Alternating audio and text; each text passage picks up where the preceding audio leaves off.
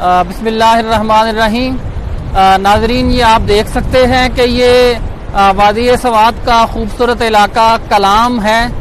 یہ دریائے سوات کا آغاز کا نقطہ ہے، یہاں سے دریا شروع ہو رہا ہے اور آگے یہ پانی بڑھتا جا رہا ہے۔ جیسے جیسے برف پگھلتی ہے پہاڑوں سے پانی اس کے اندر شامل ہوتا ہے، یہ بڑھتا جاتا ہے اور پھر یہ ایک دریا کی شکل اختیار کرتا ہے۔ آپ یہ دیکھ سکتے ہیں کہ اس کے چاروں اطراف میں یہ پہاڑ ہیں اور یہ کتنی خوبصورت مناظر ہیں اللہ تعالیٰ کی قدرت کے۔ یہ کائنات کے خالق نے کتنا خوبصورت یہ علاقہ بنایا ہے۔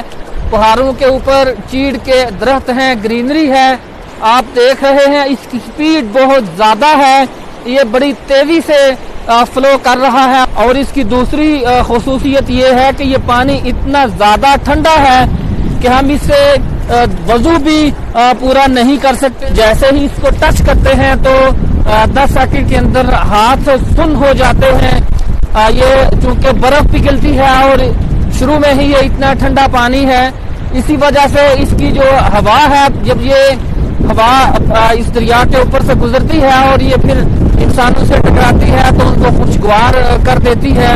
یہ کیسی اللہ تعالیٰ کی قدرت ہے ناظرین، آپ یہ دیکھ رہے ہیں۔ یہ پاکستان جنت نظیر کتنا خوبصورت علاقہ۔